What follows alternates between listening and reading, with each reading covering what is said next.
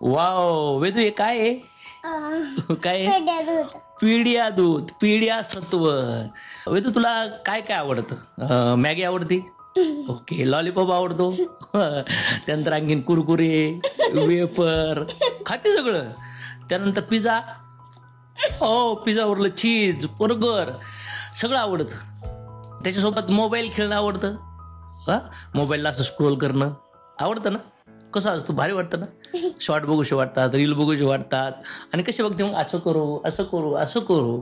आता मला सांगा, जर वेदू हे बाहेरचं खात असेल, म्हणजे तिचा ब्रेकफास्ट किंवा तिचं लंच किंवा डिनर हे फास्ट फूड, मोबाईल, झोप टायमिंगला नाही, खाण्यापिण्यामध्ये फक्त जर पाहिलं कार्बच जाऊ राहिलेत आणि हेल्दी फूड जाऊ राहिले, तर ह्या कंडिशनला आज मुलीचं वय 5 वर्षे, ह्या वयामध्ये जर बघितलं तर वेदूचं फाउंडेशन जर अशा आहाराने हिचं बनलं तर हिचं अभ्यासात मन लागल का? हिचा फोकस राहील का? शॉर्ट पाहणं, रील पाहणं, डोळे खराब होतील, पेशन्स फिनिश होतील, राग येईल, मानेचे प्रॉब्लेम तयार होऊ शकतात.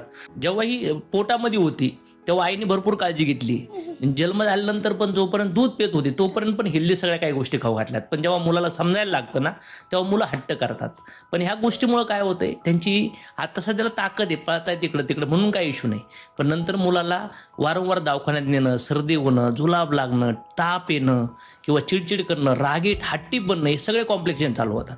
मी स्वतः जवळून पाहिलंय. तर याचं सोल्युशन म्हणून सनेज सप्लिमेंट्स घेऊन आले, जे मुलांसाठी फार गरजेचे आहेत. कारण की माझ्या मुलीला जेव्हा गर्भात होती तेव्हा पण सनेजचे प्रोडक्ट्स माझ्या मिसेसला रिकमेंड केले त्या डॉक्टर्सनी, ते घेतले होते. आणि ही वेदू आहे, जर पाहिलं तर वेदूसाठी कॉम्बिनेशनमध्ये आम्ही वेदामृत लिक्विड पण वेदूला दिलेलं आहे. त्यासोबत जर बघितलं तर खाऊ कोलेस्ट्रॉल आणि विटॅमिन डीचं पण कॉम्बिनेशन करून मुलीला दिलं होतं. आणि त्याचसोबत पीडिया सत्व आहे. मार्केटमध्ये बोरवेटा भेटतं, बिस्किट भेटतात, वेगवेगळ्या लेवलचे सप्लिमेंट भेटतात, पण त्याच्यात शुगरचे 70-80% रिअल कंटेंटच भेटत नाही. तर सनेज घेऊन आलंय आयुर्वेदा बेस्ड फूड सप्लिमेंट. आणि याच्यामध्ये जर बघितलं आयुर्वेदिक घटक तुम्हाला पाहायला भेटतील. मला असं वाटतं प्रत्येक मुलं आईवडिलासाठी फार प्यारे आहेत, ते त्यांचं फाउंडेशन आहे.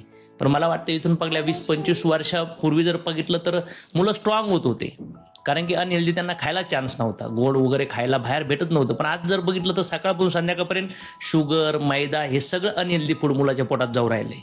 आणि मग आपल्या मुलांना आपण नाही वाचवणार तर कोण वाचवणार? तर मी माझ्या मुलीसाठी पिढ्या सत्वाची चॉईस केली, आणखीन कॉम्बिनेशन चॉईस केली. आणि जोपर्यंत हे प्रोडक्ट देत नव्हतो तर आम्हाला महिन्यातून ॲटलिस्ट 2-3 वेळा तरी दवाखान्यात जावं लागायचं. घरात गोळ्या औषधं ठेवाच लागायची, कारण की वारंवार आजारी पडणं, त्रास होणं.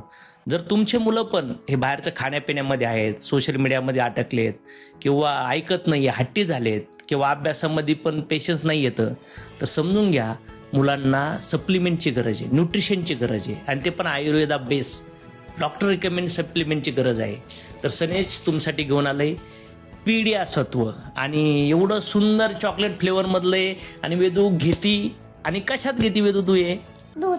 दुधामध्ये घेते. आणि त्यानंतर कधी कधी तू चम्मचनी पण खाते. टेस्ट कशी आहे सांग बरं कॅमेरेकडे, टेस्ट कशी आहे? चांगली आहे. चांगली आहे? कशी, किती चांगली आहे? लय चांगली. तुला आवडतं? मग आता तुझे फ्रेंड येतं, तुझ्या फ्रेंडला तू सांगशील का हे प्रोडक्ट घ्या म्हणून, छान आहे, हे प्रोडक्ट छान आहेत, घ्या. तर मी आणि वेदू रिकमेंड करतो पीडिया सत्व.